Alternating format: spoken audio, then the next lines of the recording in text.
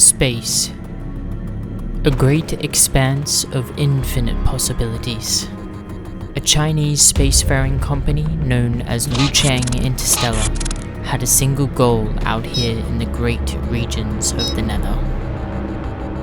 Amongst the many projects that Lucheng Interstellar had invested into, the Lunar Horizon Colony, the Mars Colony, and many of their illegal projects. This was their most daring yet, and if news got out, they would be finished.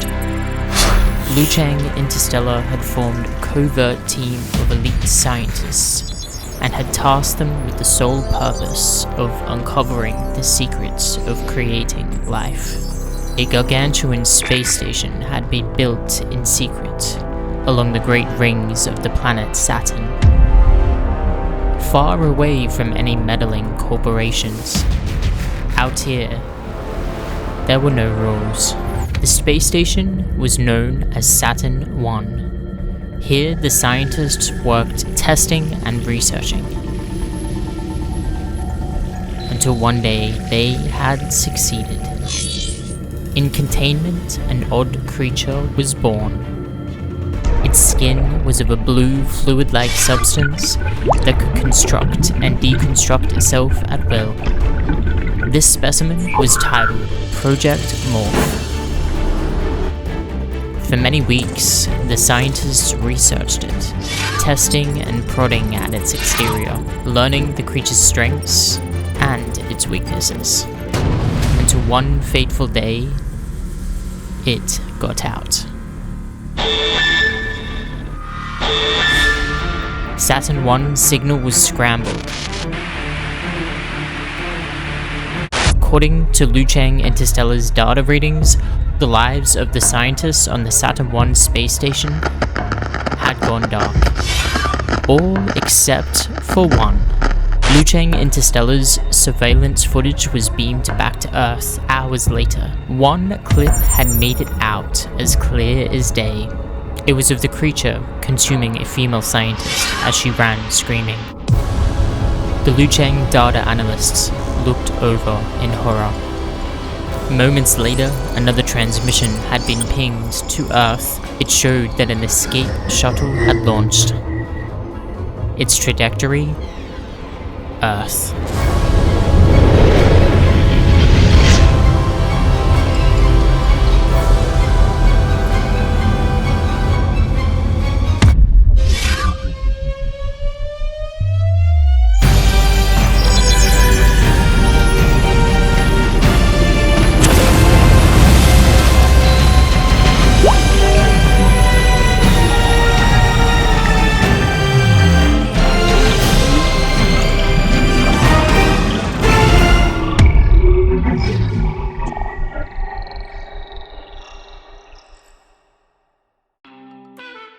Welcome to the hero reveal of Morph, a lifeform created by Lucheng Interstellar on the space station known as Saturn 1. Morph has a total of 250 health, and it is a support hero. Morph's abilities. Morph has a passive ability called Alien Physiology. Each one of Morph's attacks uses 10 ammunition out of a total of 100 ammo. For every percentage of that missing ammunition that he loses, Morph gains an increase to his base movement speed by the missing percentage. For example, if Morph is missing half of his ammunition, he will gain a 50% movement speed boost until he reloads his basic attack, meaning that Morph is by far one of the most agile support heroes in the game to date. As a slight nerf, this cannot be stacked with any other hero's speed boost abilities, otherwise at full ammo he can be aided with ally speed buffs like Lucio's speed aura. Morph's left click and basic attack is called Alien Mucus. Ammo is considered Morph's bodily fluid and has both healing and damaging properties. Like mentioned, Morph has a total of 100 ammo, and each time that he shoots 10 mucus bullets per shot in sort of a bullet seed-like attack from Pokemon as an example. Each little bullet that Morph shells out heals 5 total health on an ally target, meaning that if you can manage to hit all your allies with all of the 10 mucus bullets released per shot, you'll be able to heal them for a total of 50 health. Though this may need to be tweaked higher or lower, depending on in-game testing, so right now this is just a benchmark that I've set for the concept. Damage-wise, this would be very similar in attack power, though, like mentioned before, this may need to be restructured as a fun and cute addition. When Morph is recharging his ammunition, instead of recharging a weapon, Morph will be seen eating and growing back to his full size in animation. Morph's E ability is called Ectoparasite. Morph attaches part of his bodily form to a target enemy within the line of sight for a maximum of 5 seconds. If the target leaves your line of sight, this will stop the ability and return your missing ammo too, and it will also trigger the cooldown. Furthermore, this will reduce your total ammo count by 20% when used, though as a buff, it will activate your passive ability, gaining that 20% movement speed boost while it is active. Ectoparasite will mark a target enemy and will slowly reduce that target's health for the time that it is attached by 25 health each second. As health is sapped away from the enemy, it will be transferred to each of your team members that are within a 15-meter range of the target or of Morph while this is active. As a secondary bonus, Ectoparasite will also be able to reduce the healing on that enemy target by 50%. Ectoparasite can be cleansed from a target via abilities such as Kiriko's Cleanse, Anubis's Cleanse, and even Zenyatta's ultimate. As a further nerf, shielded targets will be unaffected by the Ectoparasite, and they will require Morph to be more creative in how he targets his prey. Also, if Morph dies, the Ectoparasite will become inactive, and like Goop, it will fall to the ground. Cooldown for Ectoparasite is 8 seconds. Morph's left shift ability is called Shapeshift. If there is an infected target enemy in play by your Ectoparasite ability, you are able to use the left shift to transform into that target enemy for a short duration, gaining their powers, abilities, and even appearance for the next 6 seconds it is active, unless you push the R key to cancel your transformation early. As a slight nerf, while you are transformed, you will still retain your 250 health and will not gain the hero's health you turn into. Furthermore, cooldowns for enemy abilities will trigger as per the normal cooldowns after usage, and ultimate abilities will charge as per normal, meaning that unless an ultimate ability has already been prepared by the enemy the moment you steal their form, Morph will not be able to use their ultimate ability while it is masquerading as the enemy. If the enemy target leaves from Morph's line of sight, deactivating the Ectoparasite, Morph will still be able to retain his transformed state for the remainder of Shapeshift. Cooldown for Shapeshift is 15 seconds. For Shapeshift, I wasn't sure whether to keep Echo's second life ability, where when she dies when she's transformed, she will just turn back to her original self. I feel like for Morph, if Morph dies in his transformed state, he will actually die. Morph's ultimate ability is called Perfect Symbiosis. Morph attaches himself over an ally like a shield, coating fully around them with his fluid-like body, giving that target ally an additional 250 overhealth, and while that 250 overhealth remains, making that target ally immune to stuns until the 250 overhealth falls below. The target ally also gains a 50% damage increase during the time and a bonus boosted healing regeneration for a total of 8 seconds. I've yet to work out the exact healing figure to how much Morph can heal while he is attached in this state, but seeing as it is an ultimate ability, I would like the figure to be quite a decent chunk of sustain, as he is meant to be a support hero and this is an ultimate. While Morph is attached to the target, he will be bound by the target's movements until the target is destroyed or the ultimate ends, to where Morph detaches behind the target. And as a slight nerf, if the ally he is attached to is stunned, Morph will be forced out of that target, cancelling the ultimate ability. And finally, let's dive into the new season, which will be titled Morphwatch. This season is all about a space mystery and uncovering what happened on the space station known as Saturn 1. The new map for this season will be a new push map I created of the Saturn space station, Saturn 1. Similar in many ways to the Horizon Lunar Colony map, which for devs could be quite helpful in them structuring certain materials and positioning of certain things for the new map. Saturn 1 will show familiar large silver and white hallways and a display of different research facilities and labs, with big glass windows along certain areas showcasing odd experiments that were happening the time Saturn 1 was active. These windows will also be placed along the exterior areas of the map to show breathtaking views of outer space and the planet Saturn that it orbits. This sketch I did is very rough, so some dimensions may need fixing, but you get kind of the basic idea when you look at it. The Saturn 1 push map will be multi-layered with a unique set of 3 levels and a series of moving elevators and shafts around the map that can be used to climb between these levels sneakily if you didn't wish to take the stairs or wait for the elevator. When sketching this map, I did envision each level to be above one another roughly, maybe over a little bit. So where you see the orange circles, they will mark the elevator shafts that will open and allow you to go up or down them, which I thought was a pretty cool mechanic for a map, allowing players without climb abilities to actually jump on and off them to reach other levels when they are there. Though be wary if you should happen to slip and fall down a shaft too far without the aid of a moving elevator, you will die. Another fascinating design layout of the Saturn 1 base will be its iconic glass space bridge that divides up the giant space station between the hangar and its living facilities and the research and medical bay facilities where Morph was created. Another mystery this season to the map will show a large hangar full of escape pods on the attacker's side, with one of them missing, which will tie into the story. The terminal to this particular escape pod will show an authorization from one of the scientists from Lucheng Interstellar, having authorized the escape pod usage. A window viewing out into space to where the escape pod should be will also be featured here, leaving players guessing just what happened. Docked nearby and with a hole cut into the hull of the station like it was lasered from the outside will be the entrance to a mysterious frigate ship, which will be the attacker's starting spawn as marked on the push map. What we find as we uncover the secrets of this map is that a group of space pirates attacked the Saturn 1 station, and the lifeform Morph, in defense, was actually trying to protect the scientists from harm in the attack.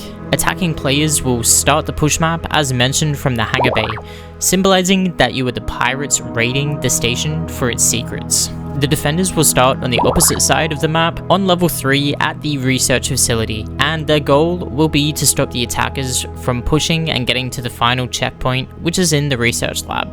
The storyline will play neatly into this season's unique arcade mode, but before we get into that, here is a new character rework that I think will be kind of appropriate for this season, and this rework is for Echo. While it didn't change too much to Echo, I wanted to refresh her ultimate ability just to accommodate for the new support hero that is Morph. In Echo's rework, Duplicate will now change to a new ultimate ability called Charge Blast. Her ultimate now shoots forth a huge beam, much larger than her focusing beam, to where she has to stop and aim and charge before releasing it. Similar in a way to Reese's ultimate ability, she can charge the beam for longer to increase its range and its power against enemy targets caught in its fire. If she happens to be floating or flying in the middle of the air while she activates Charge Blast, Echo will hover as she aims it, and she won't fall back to the ground again until the ability is fired. Though, like Farah, this can put her in a vulnerable state, making her an easy target. The new arcade mode for this season will be titled Morph Among Us. Morph Among Us will allow 6 players total per game, with a total game time of 10 minutes each game. All the players at the beginning of the match will be able to hero select whoever they want as per normal match entry, though for obvious reasons, Morph, the new support, will be unavailable to be picked in this arcade mode. Instead, Morph will be auto-assigned to a player once they enter the game, meaning that no one will actually know they are the alien Morph until the actual game starts. The map will be the new space station map, Saturn 1, though it will be a custom styled game and won't be a push map as per its normal playstyle. As the game begins, all 6 players will spawn randomly and well out of view of each other. During this game mode, all allied player silhouettes across the map will be turned off. meaning that abilities such as Kiriko's teleport will be heavily nerfed and limited to player line of sight. As a further limit to all players, the game's scoreboard will not be available in this mode until the game is ended or you have died and are observing the remainder of the game.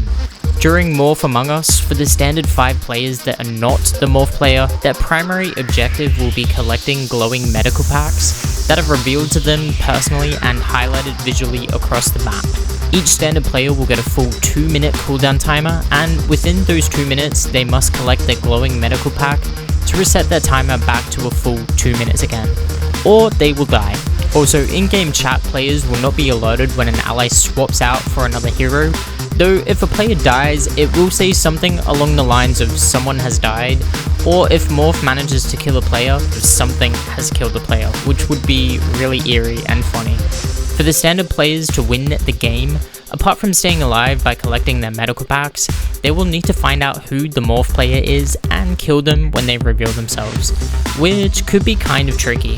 For the Morph player, your primary goal for this match will be to isolate each of the other players, mimicking yourself as a friendly ally to them and killing them off one by one to win the game. Like the other standard players, the Morph player will also have a countdown timer, but your timer will be set at 4 minutes. How the Morph player resets his timer will be by damaging an enemy hero, meaning that if you attack a hero, your timer will be reset back to 4 minutes. Though once an enemy is attacked by the Morph player, you are immediately revealed to any enemies within view and will become targetable by them and even killable. You'll remain visible to them until you either kill them to eliminate the threat, or you manage to leave their line of sight and escape, meaning that once a player has uncovered your transform state, you will need to transform into another hero to reset your friendly status. As an added bonus for the Morph player, you will be able to transform into any hero that is currently in the match. In Morph's non-transform state, he will be an immediate enemy to all other players, if this wasn't obvious already. And lastly guys, it's not Overwatch without the new season of skins for the Battle Pass.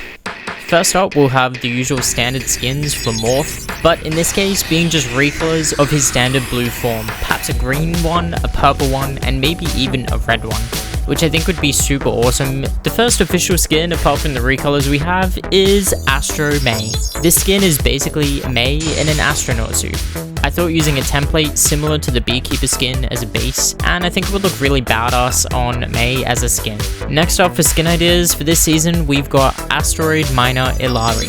Basically a space miner, Ilari will be wearing a white patchy singlet that's sweating from a hard day's work on her upper half, and on her lower half she'll be wearing thick space pants and her space boots. Her weapon also becomes a giant mining tool that lights up when she fires it, just to keep with the Ilari's solar theme. Next up we have Cyber Detective Jezjhart. This would be almost identical to Sojourn's Cyber Detective skin. I thought Sojourn needs a partner, and who better than Jezjhart? Though instead of pink like Sojourn, perhaps a yellow glow for Zen's skin would actually suit him better. And next up we have the captain of the invading space pirates of Saturn 1, and that is Space Corsair Juno. She'll have a jetpack and her standard rocket shoes, paired with a more menacing pirate-styled black jacket and armor. Her weapons will be more sci-fi revolver looking, with holders on each side to support it, just taking a couple of notes from Cassidy. Next up, we have Juno's right-hand man, and that is Space Muscle Reinhardt. Think a bulky ex-space marine that has a fierce look on his face. He has a cigar in his mouth and a dark-colored grey armor. His scarred eye will be a red cyborg eye that can zoom in and out, scanning the area for enemies. Next up, we have Artificial Intelligence Sombra.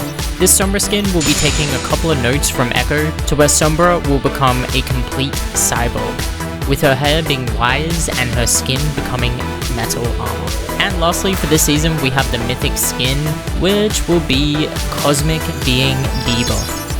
Her human form will take notes from Marvel's Eternity, to where her skin becomes a space-like texture and her eyes a glowing cosmic blue, kind of similar to that one Sigma skin as well. Her mecha will be an alien-styled spaceship design. The cockpit will be a giant orb, to where if Diva sits in it, it will glow. At base and level 1, Diva has big glowing blue eyes.